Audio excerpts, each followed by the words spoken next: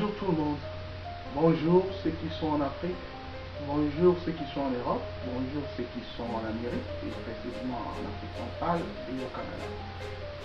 Frères et sœurs, aujourd'hui je viens encore vous annoncer que personne d'autre viendra bâtir l'Afrique, bâtir la République démocratique du Congo à notre place. Aujourd'hui, je vous parle étant que citoyen de la République démocratique du Congo et résident permanent au Canada. La République démocratique du Congo a tout fait pour ce destin et ses ennemis pour l'anéantir. Et quand je vous dis que ça a été prophétisé en 1921 par un de nos héros qui a prophétisé le déclenchement de l'indépendance et l'accomplissement de l'indépendance. Parce que beaucoup d'entre nous pensent que le 30 juin 1960 était l'accomplissement de l'indépendance. Non, ça a été le début. Parce que si vous lisez la prophétie de Simon Kimbangu, la prophétie de nos ancêtres, parce que quand nous parlons de Simon Kimbangu, beaucoup de monde pense que nous sommes des Kimbanguistes. Non, non, nous parlons d'eux parce que il est le maître de l'indépendance.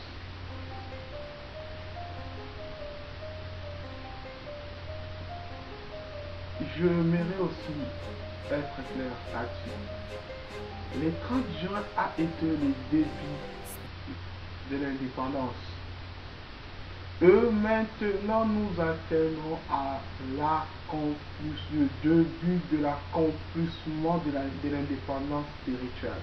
Parce que nous avons deux sortes d'indépendance. L'indépendance physique. Nos ancêtres ont été maltraités. Ils ont été... Vous connaissez l'histoire dont je ne peux même pas commencer à répéter. Parce que nous regardons maintenant vers le futur. Nous avons un passé glorieux, un présent médiocre et un futur merveilleux. Et qui seront des accomplisseurs?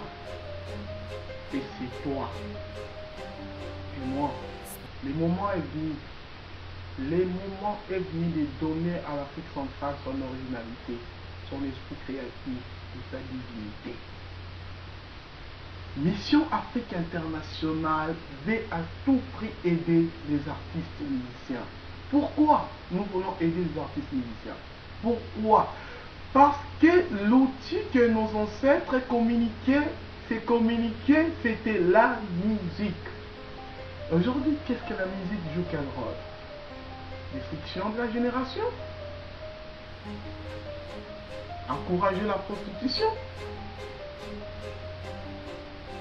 encourager les vagabondages. Et beaucoup de monde disent que la musique apaise l'esprit. Quelle sorte d'apaiser l'esprit? Nous devons connaître la réalité. Nous devons entrer dans l'histoire. Nous ne devons pas laisser que quelqu'un d'autre viendra pour aider, pour bâtir, pour faire à notre place. Non, toi qui m'écoutes, tu as le pouvoir. C'est quoi ta mission sur la terre? C'est quoi ta mission en République démocratique du Congo? Penses-tu que que Dieu avait fait une erreur quelconque que tu puisses être congolais, ou c'est une malédiction d'être congolais comme beaucoup de nous pensent? Non, c'est une bénédiction. Parce que cette terre, nous venons de là. Alors, si nous examinons un peu, la terre Congo possède toutes sortes de richesses. Là, nous ne savons, nous ne pouvons pas commencer encore à citer, mais nous devons maintenant connaître, avoir la connaissance de nos richesses, la connaissance de notre sous-sol et sol. Nous devons connaître la force et la puissance de nos eaux, de nos forêts, de nos rivières, le pouvoir de notre paix sacré, les lois de nos ancêtres qu'on a brisées. Et nous sommes allés, nous sommes maintenant attachés dans des lois qui ne sont pas les nôtres. Et c'est ce qui crée la désolation. Et frères et sœurs, je sais que ceux qui sont du 9e siècle, les politiciens du 9e siècle, les politiciens du 20e siècle ne pourront pas comprendre mon message. Mon message est destiné aux futures générations du 21e siècle, aux jeunes politiciens de ma génération. Notre génération doit changer les choses. Notre génération n'est pas une génération qui court après les autres. Nous avons notre originalité. Nous sommes uniques. Nous sommes des Congolais et nous sommes des Africains de l'Afrique centrale. C'est nous qui connaissons les pouvoirs de l'Afrique centrale et c'est nous qui apporterons le changement de l'Afrique centrale. J'aimerais être clair à tout le monde de l'Afrique centrale qui m'écoute à cet instant. Frères et sœurs, sans la République démocratique du Congo, l'Afrique ne progressera jamais. Observons un peu. En Afrique centrale ou en Afrique, ce sont des pays qui sont en guerre. Mais la République démocratique du Congo traverse une période très difficile.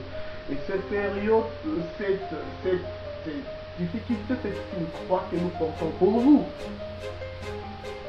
Aujourd'hui, vous nous traitez de rien. Aujourd'hui, vous nous traitez de coureurs de jupons. Aujourd'hui, vous nous traitez de maudits. Hier, on a été un pays fort. Nous savons dans la vie, il y a les hauts et les bas.